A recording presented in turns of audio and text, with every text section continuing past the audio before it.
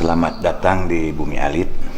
Bumi Alit itu merupakan tempat penyimpanan benda pusaka, bisa juga disebut museum. Cuman di sini museum itu museum amanat. Apa yang disimpan di benda di Bumi Alit itu, yaitu yang paling pokok pedang cedera mata dari Sayyidina Ali yang diamanatkan oleh Sang Hyang Boros Ngora atau Syekh Abdul Iman. Panjalu itu dulu merupakan sebuah kerajaan. Raja Panjalu pertama yaitu perempuan, yaitu Ratu Pramana Dewi. Jalu itu kalau dalam bahasa Sunda itu laki-laki, karena memakai pan jadi perempuan. Ya, jadi Panjalu itu bukan laki-laki tapi perempuan. Ya, karena raja pertama yaitu Ratu Pramana Dewi.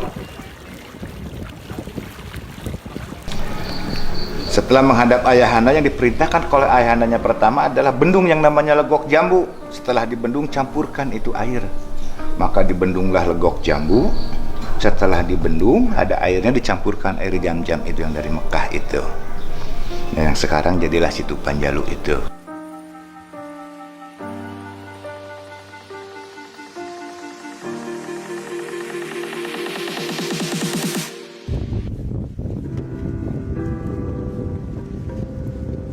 Setelah beliau membuat danau itu, beliau diangkat menjadi raja, menggantikan kakaknya Lembus Sampulur II.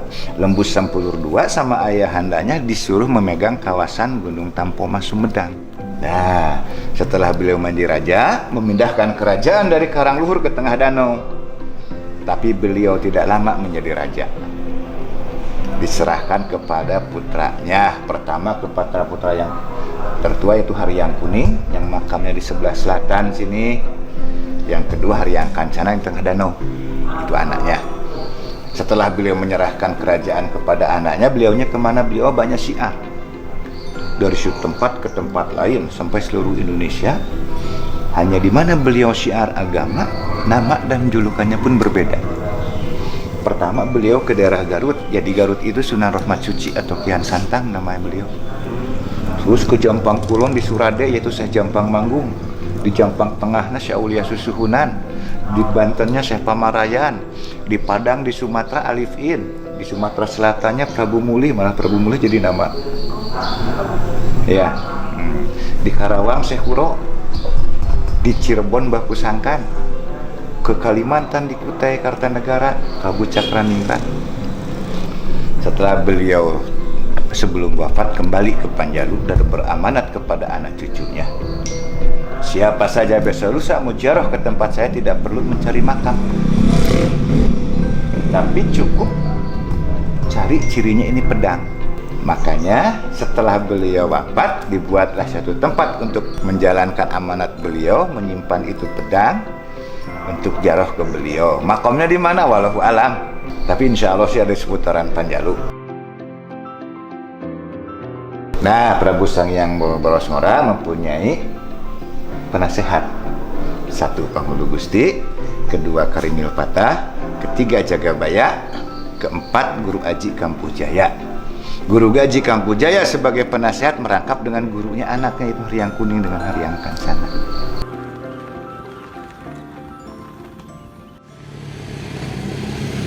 Nya anu jenenganana karomah Kiai Haji Panghulu Gusti teh panginten anu ngembangkeun agami Islam di Tatar Pulau Jawa.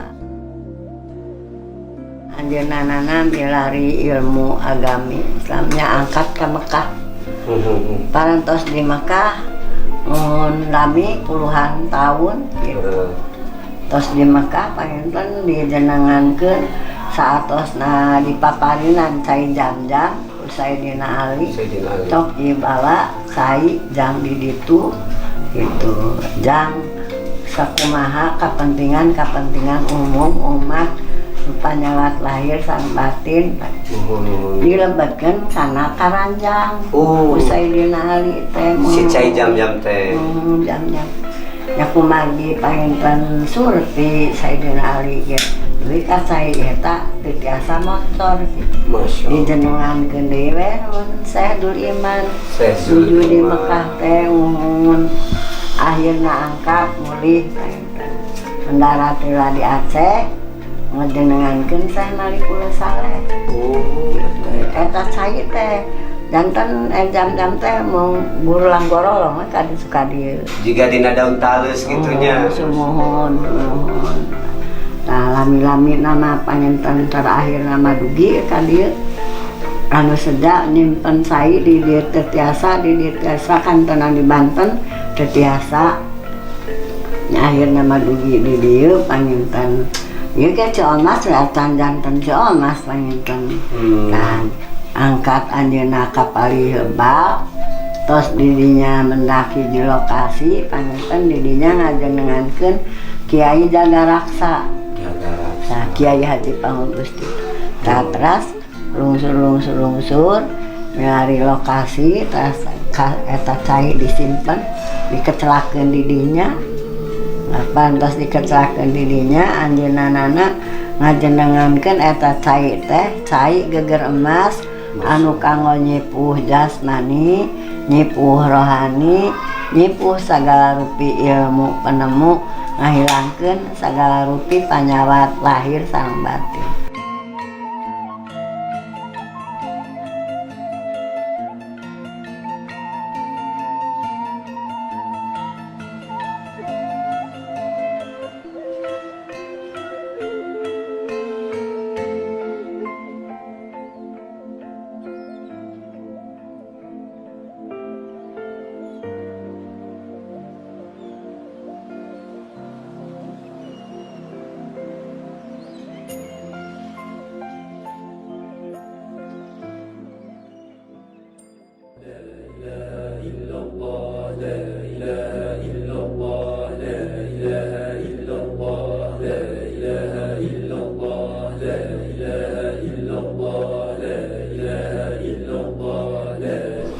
Suryalaya didirikan oleh Pangarsa Abah Sepuh tanggal 5 September tahun 1905,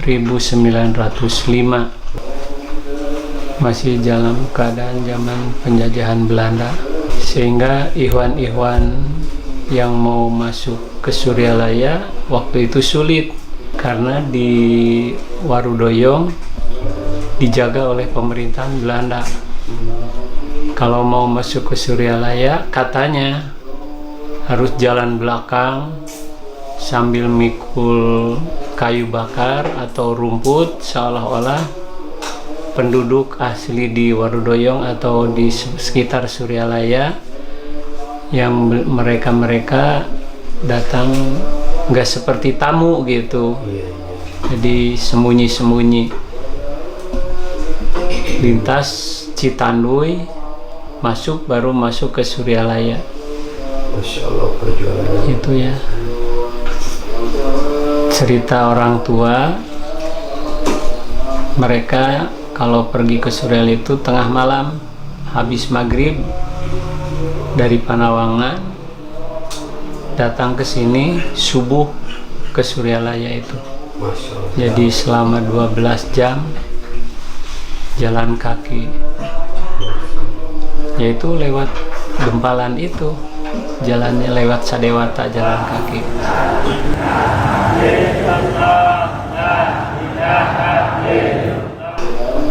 Talqin sama dengan taklim, cuma kalau talqin yang diajarkannya banyak macam ilmu, yang mengajarnya disebut mu'alim, yang belajarnya disebut muta'alim, majelisnya pun disebut majelis taklim. Kalau talqin yang mengajarkannya disebut mursid, yang belajarnya disebut murid. Muridnya bukan bahasa Indonesia, tapi bahasa Arab juga. Majelisnya pun disebut majelis dzikir. Makna mursid Yang memberikan talqin disebut mursyid. Makna mursyid wa yadullu ala tariqil mustaqim qabla dolalah. Beliaulah yang menuntun,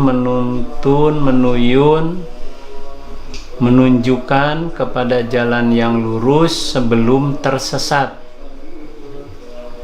Murid suku katanya dari aroda yuridu irodatan bahwa muridun, yang artinya orang yang berkeinginan, yaitu siapa saja yang ingin selamat bahagia dunia dan akhirat. Disebut murid. Majelisnya pun disebut majelis zikir. Nabi menyatakan ida marortu biryadil jannah farta'u, di mana kita lewat kepada satu riyadul jannah, taman-taman surga, maka berhentilah di situ, ikut bergabung.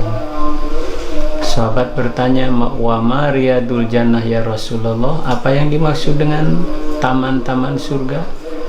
Qala, Nabi bersabda, halqud dzikir, itulah tempat-tempat yang digunakan untuk berzikir.